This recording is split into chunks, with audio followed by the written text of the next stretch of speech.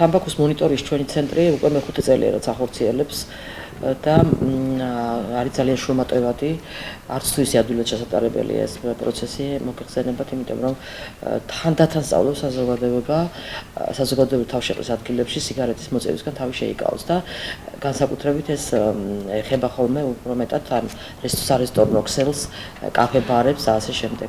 ამიტომ ამ შემოწმების პერიოდში ხანდახან ვაწყდებით ხოლმე ძალიან დიდ წინააღმდეგობებს, თუმცა შემიძლია ვთქვა, საგრძნობლად შეიცვალა საზოგადოების დამოკიდებულება ზოგადად თამბაქოს მოხმარებასთან დაკავშირებით.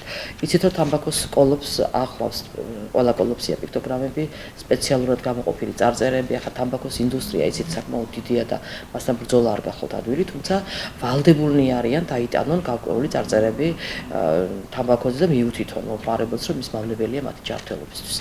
ასევე ჯანმრთელობისთვის ძალიან მავნებელია ელექტრონული სიგარეტი და მითია ის, რომ ის ნაკლებად აზიანებს ადამიანის ჯანმრთელობას, თუმცა ახალგაზრდებში გახდა რატომღაც უფრო პოპულარული, უფრო ტრენდული თუ შეიძლება ასე ვიტყვით. ჩვენ ზოგადად მოუწოდებთ საზოგადოებრივი ჯანდაცვის ცენტრი ყველა მათგანს, რომ თავი დაიცვან ამ მავნეჩვევისგან და გათავისუფლდეს სწორედ ამ მავნეჩვევისგან და მიხედონ თავის ჯანმრთელობას და უსურვებთ თითოეულ მათგანს ჯანმრთელობას.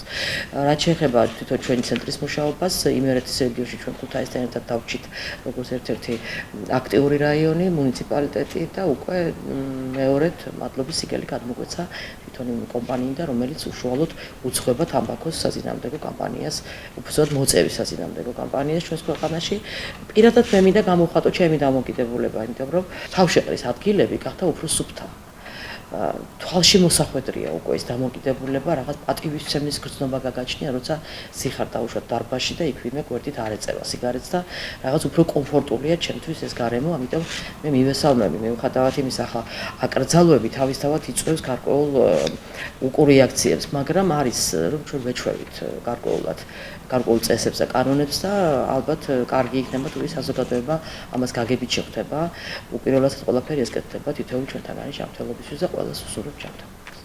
ზოგადად ტენდენცია არის, რომ მომატებულია მოზარდებში თამბაქოს მოხმარება და განსაკუთრებით გოგონებში და მსოფლიო ჯანდაცვის ორგანიზაციის მონაცემებით 12.5% ძირითადად ელექტრონულ სიგარეტის მომხმარებლების არიან ახალგაზრდები, ხოლო 2% არის დასრული მოსახლეობა.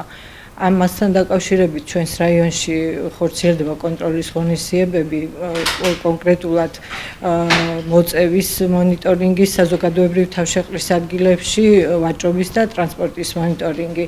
თამბაქოს კონტროლის ღონისძიებებში შედის ეს და მოზარდებში, როგორც გითხარით, უკვე მომატებული არის ამის მოხმარება და ამიტომაც გავამახვილებთ ამაზე ყურადღებას, რადგან საზოგადოებრივი ჯანდაცვის ფუნქცია არის პრევენცია, ინფორმაციის მიწოდება, ინფორმირებულობა მოსახლეობის, მცდარი შეხედულება არსებობს საზოგადოებაში იმაზე, რომ ელექტრონული სიგარეტი ნაკლებად მავნებელი არის, მაგრამ როგორც თამბაქოს ელექტრონული სიგარეტი შეიცავს ნიკოტინს და ზოგიერთში ისეთი შემადგენლობით არის, რომ ერთი კოლოფიის სიგარეტის შემადგენლობას უტოლდება.